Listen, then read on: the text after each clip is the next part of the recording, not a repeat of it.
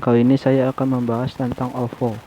OVO adalah suatu aplikasi di mana kita dapat melakukan transaksi secara online atau biasanya transaksi secara virtual, di mana kita tidak perlu mengeluarkan uang secara cash, tetapi kita tinggal tap in atau seperti menunjukkan sebuah barcode kepada sebuah tempat scan.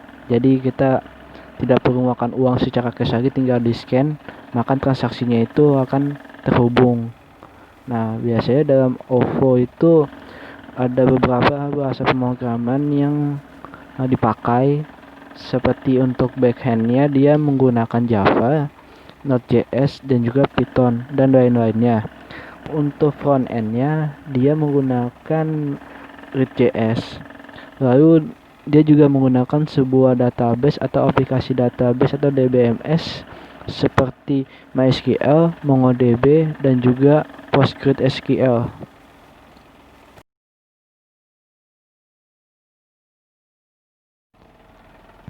Contoh dalam melakukan implementasi sistem. Kali ini saya akan menggunakan sebuah contoh dalam penggunaan implementasi sistem. Misalnya kita ingin membuat suatu organisasi atau perusahaan. Kalau ingin membuat satu organisasi, maka diperlukan sebuah sistem yang baik. Maka dari itu kita harus merancang sistem tersebut. Setelah kita merancang dan kita melakukan pengujian, maka kita harus langsung masuk ke dalam implementasi sistem. Nah, dalam implementasi sistem juga ada beberapa tahap lagi yang diperlukan. Yang pertama, kita harus melakukan persiapan tempat dulu, karena persiapan tempat juga sangat penting, karena kita harus mengetahui tempatnya itu seperti apa, dan di dalam tempatnya tidak, atau di dalam ruangan itu ada apa aja yang diperlukan dalam sebuah sistem. Misalkan sistem tersebut itu membutuhkan kedinginan AC-nya itu berapa, jadi harus sangat detail sekali. Dan juga misalnya kita membutuhkan meja berapa, dan desain tempatnya itu seperti mana agar sedemikian rupa dan juga enak dipandang, dan juga sistem tersebut akan bisa berjalan dengan baik pula. Setelah kita melakukan persiapan tempat, kita juga harus melatih para personil yang memakai sistem tersebut, karena kalau para personilnya nggak dilatih, nanti mereka tidak terbiasa dengan sistem tersebut dan kaku, dan juga mereka akan cengah-cengok gitu ya, misalnya saat memakai sistem, wah ini gimana nih kan. Maka dari itu kita harus melatih para personelnya terlebih dahulu. Pokoknya yang berinteraksi langsung dengan sistem tersebut harus kita latih di bawah pengawasan para teknisi atau para yang melakukan pengkodean pada sistem tersebut. Jadi biar para personel atau para user yang berinteraksi langsung itu dapat bertanya-tanya tentang sistem tersebut, apakah sistem tersebut sudah baik atau tidak. Lalu setelah kita melatih para personel, kita juga harus membuatkan sebuah dokumentasi. Nah, sebuah dokumentasi ini juga sangat penting, karena dokumentasi dapat digunakan dalam pemeliharaan sistem. Karena dalam dokumentasi itu kita akan mendapatkan sebuah informasi lengkap sistem tersebut seperti apa, dan juga kita akan mendapatkan sebuah historia tentang sistem tersebut, seperti misalnya ada kesalahan apa dalam sistem tersebut sebelumnya. Maka dari itu kita masukkan ke dokumentasi agar nanti pas pemeliharaan sistemnya jadi lebih gampang lagi. Jadi pemeliharaan sistemnya itu membantu banget kalau dalam pembuatan dokumentasi. Maka dari itu pembuatan dokumentasi itu harus sangat jelas, terbaru, dan juga komprehensif. Tentunya pokoknya pembuatan dokumentasi itu dari awal sekali sampai selanjutnya, pokoknya dokumentasi itu harus berjalan terus.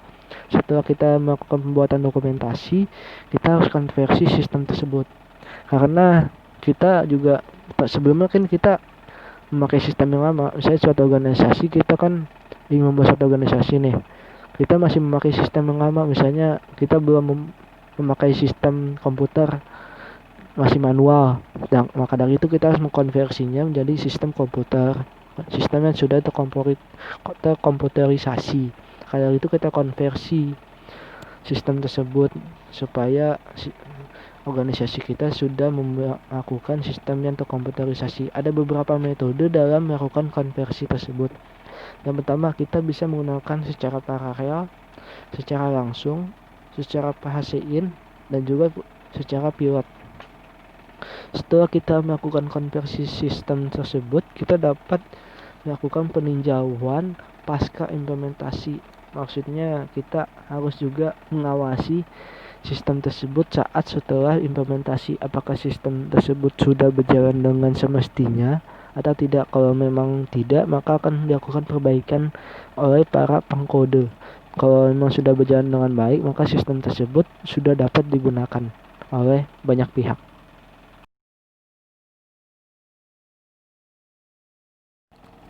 Prosedur dalam meningkatkan maintainability atau kemampuan pemeliharaan sistem ada beberapa langkah.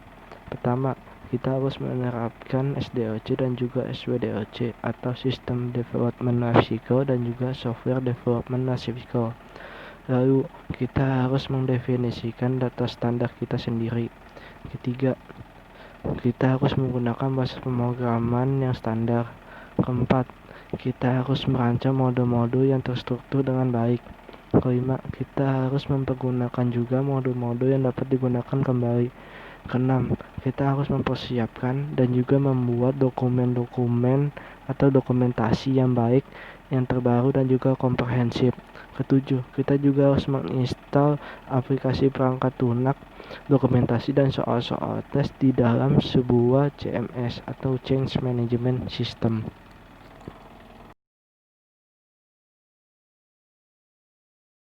Perbedaan online processing dengan real-time processing.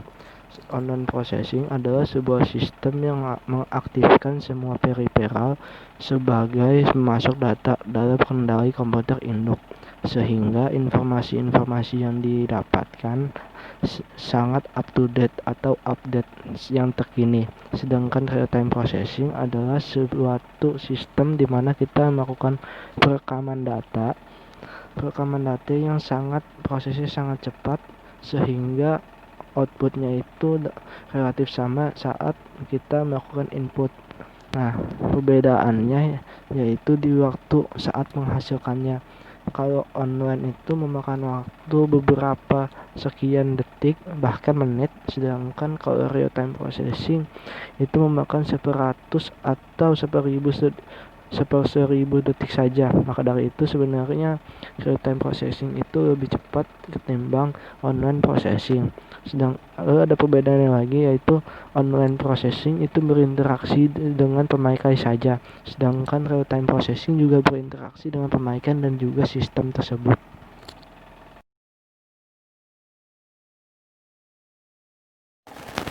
Capability Maturity Model adalah suatu mekanisme kualifikasi dalam bentuk software development house yang memiliki kemampuan dalam bentuk penggambaran suatu organisasi, apakah organisasi tersebut memiliki kemampuan dalam development software atau tidak.